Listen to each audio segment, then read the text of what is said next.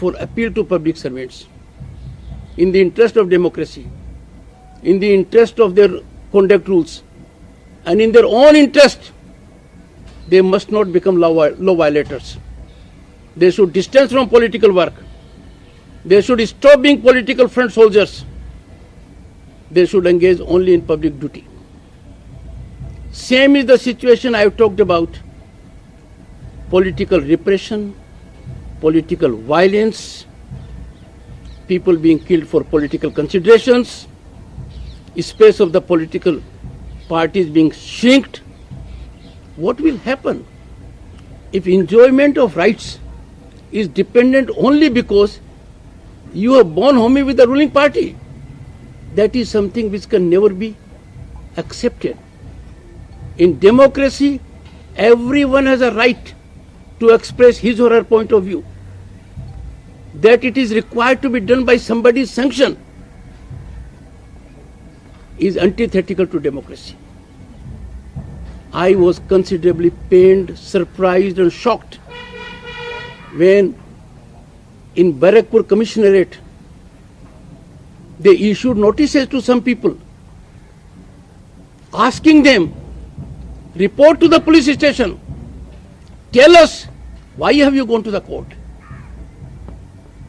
Can you ever imagine in a society governed by rule of law, in a society which is democratic, how can police ask anyone going to the court, why have you gone to the court? What is your basis of going to the court? If that happens, that is going to be the last nail in the coffin of democracy. And that we cannot afford, because our democracy has been earned by sacrifices of millions. And we have to do our own duty for it. I cautioned the DGP, and just within hours, a functionary of the police in Barakpur says we are doing our duty, it is our right. Such blatant disregard of human rights, such incursion in the domain of judiciary was not there even during emergency. I call upon everyone, particularly my friends in the media. You are the fourth estate. Please get into these details. Take note of it.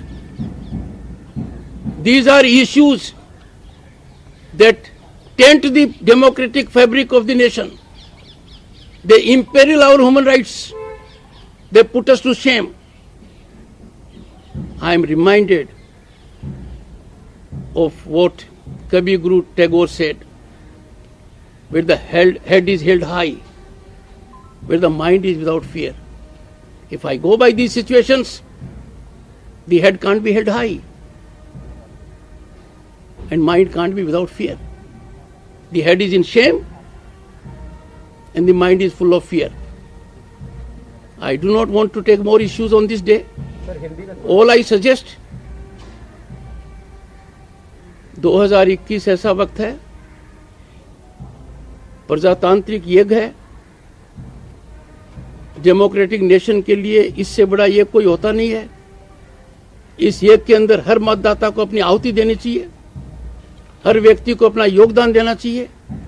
उसका मापदंड एक ही हो कि पूरा कार्य संविधान की धाराओं के अनुरूप हो, नियम के अनुसार हो, चुनाव रक्त रंजित नहीं हो और सरकारी कर्मचारी राजनीतिक काम न करें।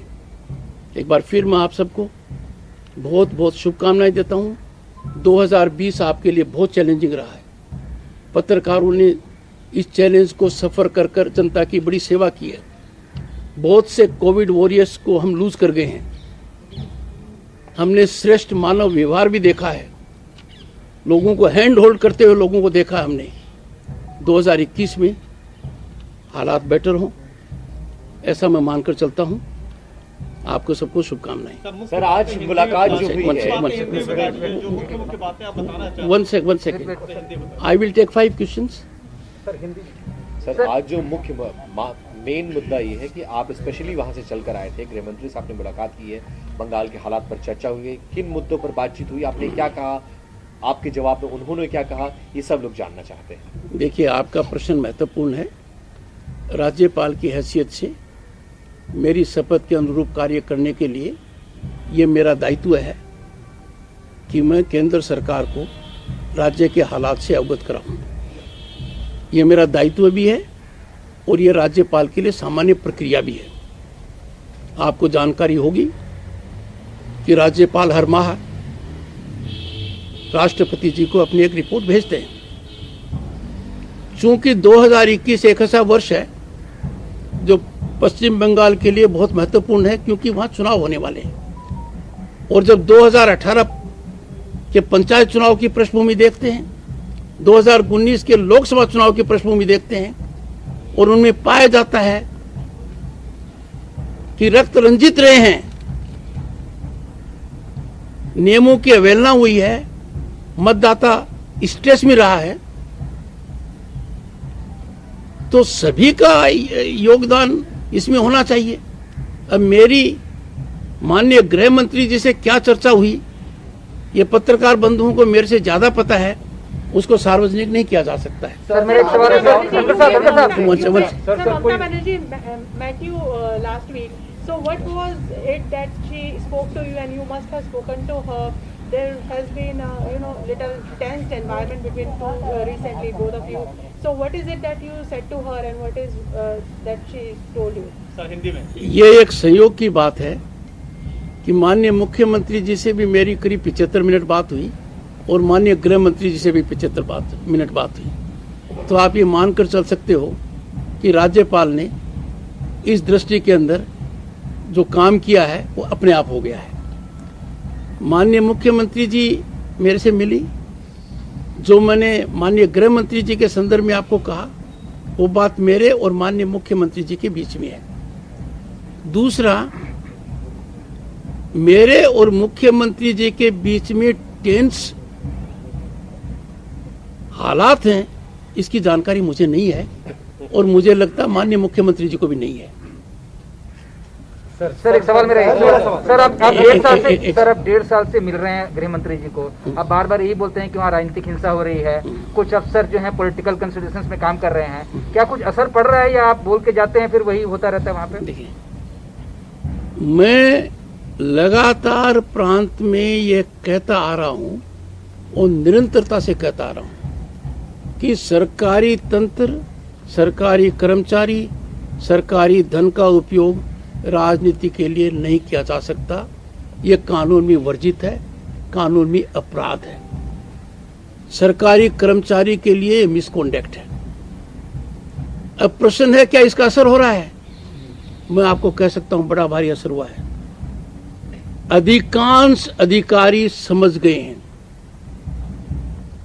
जो ज्यादा स्टेक होल्डर हैं, जिनकी राजनीतिक भागीदारी है, उनकी संख्या कम है। तो राज्यपाल की हैसियत से मुझे ये अच्छा लग रहा है कि जो बात मैंने उठाई है और उस बात का कोई विरोध नहीं कर सकता। भारत के संविधान में विश्वास करने वाला व्यक्ति ये नहीं कह सकता कि सरकारी कर्मचारी राजनीतिक काम कर सकता है। कानून में आस्था रखने वाला व्यक्ति कभी यह नहीं कह सकता कि सरकारी धन का, सरकारी वाहन का, सरकारी दफ्तर का उपयोग राजनीति के लिए किया जा सकता है। चूंकि ऐसा हो रहा था, ऐसी शिकायतें आई हैं, मैंने जनता को आगाह किया, सरकारी तंत्र समझा। कुछ बातें हैं, देखिए, मैं डायमंड हार्बर गया। डायमंड हार्बर के जो सांसद हैं, उनका प्रभाव प्रांत में है, इसमें कोई गलत बात नहीं है, पर वहां के प्रशासन ने प्रोटोकॉल की पालना नहीं की। तो मुझे कहना पड़ा कि प्रांत में कोई भी हिस्सा किसी की जागीरदारी का नहीं है। हर हिस्से के अंदर कानून वैसे चलेगा। राज्यपाल प्रांत के किसी भी हिस्से में जाता है, चाहे डायमंड हार्बर ही हो, तो कोई जिलाधीश या अधिकारी ये समझते हैं कि हम राज्यपाल के साथ प्रोटोकॉल की पालना नहीं करेंगे, वो गलती कर चुके हैं। जवाबदेही देनी पड़ेगी उनको, और मैंने आगाह किया है। मैं किसी व्यक्ति से खिलाफ नहीं हूं, पर कानून के दायरे के बाहर जाकर कोई ऐसा काम करे उसको नजरअंदाज करना अपने आप में अपराध है। राज्यपाल की हैसियत से मैं अपराध करने की हालत में नहीं हूं।